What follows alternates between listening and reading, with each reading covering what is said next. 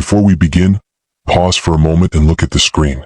Somewhere in the world right now, maybe it's 3 a.m. in Toronto, sunset in Lagos, midnight in Dubai, or early morning in Seoul, you pressed play on this video for a reason.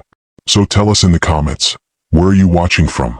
Because what you're about to witness isn't just another story about cinema, it's a technological awakening that forced an entire industry to confront a future it never believed would arrive this fast. For decades, Hollywood sat comfortably on its throne, a kingdom built on billion-dollar budgets, practical effects, green screens the size of aircraft hangars, and armies of digital artists working frame by frame. Innovation they believed belonged to them.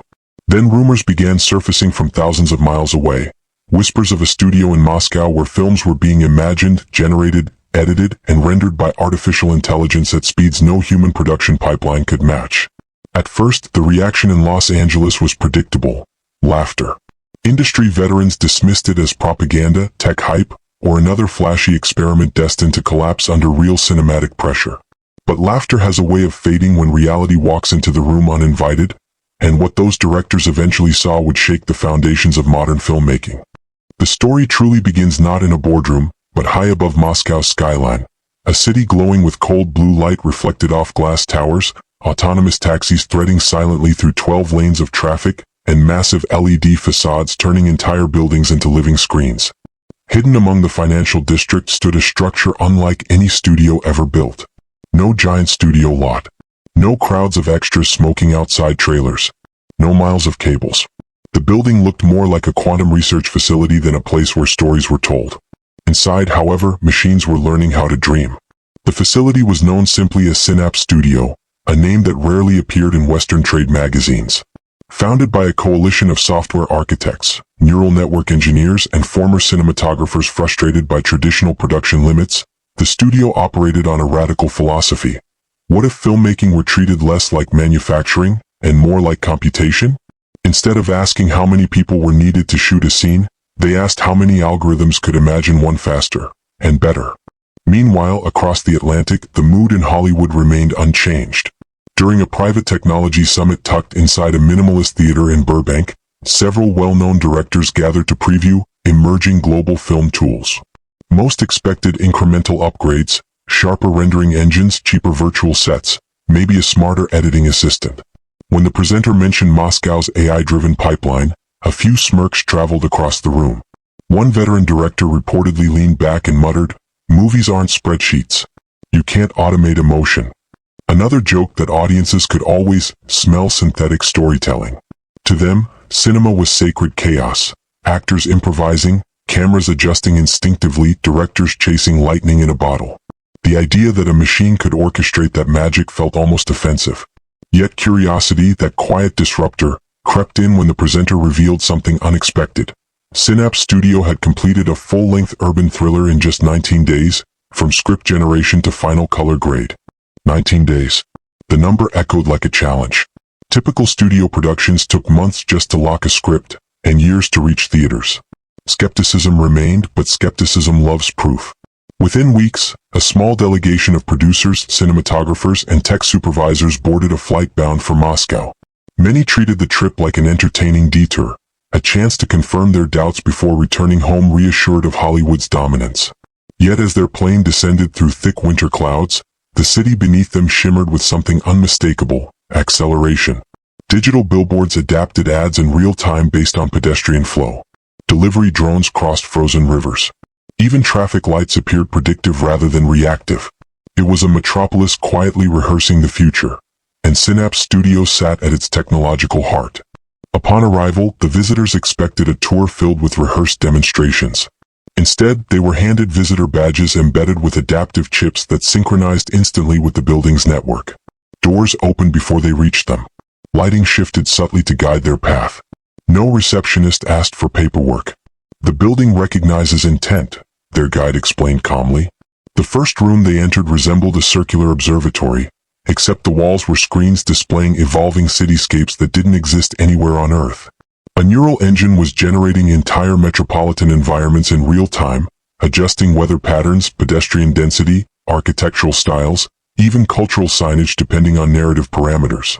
One Hollywood production designer stepped closer, scanning the skyline, then whispered almost involuntarily, "We would have spent 6 months building this." The guide nodded politely. "This took 11 seconds. But visuals were only the beginning. Deeper inside the studio, they encountered what Synapse called the narrative core, an AI trained not merely on scripts, but on centuries of literature, psychological research, audience response metrics, and multilingual storytelling traditions. Unlike standard writing software, it didn't just predict dialogue, it simulated emotional consequence. Producers watched as the system generated 3 variations of a high-tension subway confrontation set beneath a futuristic Moscow transit hub. Each version carried a different emotional rhythm. One leaned toward moral ambiguity, another toward tragic inevitability, and a third toward explosive catharsis. "Which one tested highest?" a visitor asked instinctively. The engineer shook his head. "We don't test first. We model audience empathy curves before the scene exists." For the first time that day, no one laughed. Then came the moment that shifted the atmosphere entirely. The delegation was escorted into a performance chamber, a vast, quiet hall with no cameras visible. Instead, volumetric sensors mapped space with microscopic precision. A single actor stepped forward wearing nothing but lightweight markers. Within seconds, the surrounding screens filled with a hyperreal chase through rain-soaked streets, neon reflecting off puddles, traffic roaring past. The actor wasn't running, yet on screen he sprinted through a fully realized city at night. The AI predicted foot placement, environmental resistance, even muscle fatigue, adjusting animation before movement completed. A cinematographer watching the feed felt an unfamiliar sensation. Not fear exactly, but displacement. This wasn't motion capture as he understood it. It was predictive performance rendering. Lunch was served on an upper floor overlooking Moscow's relentless horizon. Conversation, once playful, had grown analytical. Could such systems reduce reshoot costs? Compress post-production timelines? Eliminate location constraints entirely? One producer calculated silently that insurance alone could drop by half. Yet beneath the practical excitement lingered a deeper question none voiced aloud. If machines could handle logistics, rendering, and even narrative architecture, what remained uniquely human? As if sensing the thought, their host explained, "We didn't build this to replace filmmakers. We built it to remove friction between imagination and screen." Outside, snow began falling, delicate, algorithmically unpredictable, and someone wondered whether even that randomness might someday be simulated. The afternoon demonstration centered on editing, historically one of cinema's most intuitive crafts. Synapse's AI displayed a sequence shot from dozens of virtual angles simultaneously, then reorganized the footage based on emotional pacing rather than chronology. Heart rate studies, eye-tracking data, and tonal gradients informed each cut. When the system presented 3 edits of the same scene, the difference was startling. One heightened suspense through micro-delays, another amplified intimacy by extending reaction shots milliseconds longer than a human editor might dare. A visiting editor folded her arms, studying the timeline. After a long pause, she admitted softly, "It understands tension, mathematically." The engineer responded, "Emotion has patterns. We simply taught the machine to see them." Word of the visit traveled quickly back to Los Angeles, though early reports were cautious. No one wanted to sound alarmist. Yet curiosity snowballed when Synapse announced a private evening screening. No press. No trailers. Just a finished film projected in a theater engineered for adaptive acoustics. The movie unfolded across a sprawling megacity, elevated trains slicing through fog, rooftop gardens glowing above midnight traffic, apartments stacked like constellations. Performances felt raw, spontaneous. Lighting shifted with painterly intention. Not once did the illusion fracture. Halfway through, one director leaned toward another and whispered the question everyone was thinking. "How many units shot this?" The reply came from behind them. "One," said the host quietly, "and most of it never physically existed." When the credits rolled, silence lingered, the kind that follows genuine recalibration. Eventually, questions erupted. How large was the crew? 32, came the answer. Average blockbuster crews often exceeded 2,000. Budget? A fraction of typical studio spend. Production time? Barely over 3 weeks. The revelation wasn't merely technological, it was economic. If such efficiency scaled globally, the very geometry of filmmaking would change.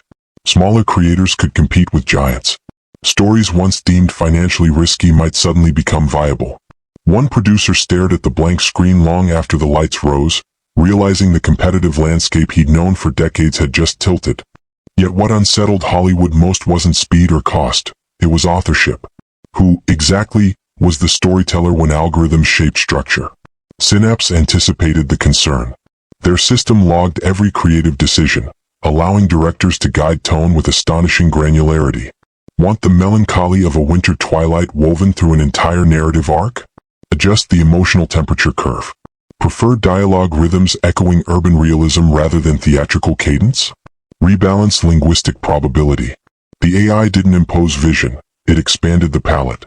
A visiting director experimented briefly, altering a climactic rooftop scene from triumph to ambiguity. The system recalculated character micro-expressions instantly. He exhaled slowly, half thrilled, half unnerved. Power had never felt this immediate. Back in California, laughter had vanished. Strategy meetings replaced jokes. Studios accelerated AI initiatives overnight, venture capital surged into cinematic tech startups, and unions began urgent conversations about evolving roles. But beneath the competitive urgency lay something unexpectedly inspiring. The realization that cinema itself was entering a renaissance. Barriers that once confined imagination, whether geography, physics, even time, were dissolving. Moscow hadn't dethroned Hollywood, it had widened the horizon. One executive summarized it bluntly during a closed-door session. This isn't a race anymore. It's an expansion of what movies can be. Months later, collaboration replaced skepticism. Joint research labs formed. International teams blended artistic traditions with machine intelligence. Films grew more immersive, cities more alive on screen, narratives more daring. Audiences, unaware of the industry tremors that made it possible, simply felt the difference. Stories that moved faster, looked richer, and resonated deeper. Somewhere in Moscow, engineers continued refining models that could anticipate audience emotion with eerie precision. Somewhere in Los Angeles, directors rediscovered the thrill of limitless staging. And somewhere between them, the future of storytelling accelerated beyond anything the previous century had imagined. So the next time you sit in a dark theater or stream a film beneath the quiet glow of your living room, remember this turning point.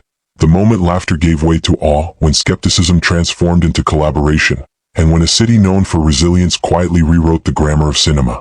The lesson was never about one industry defeating another.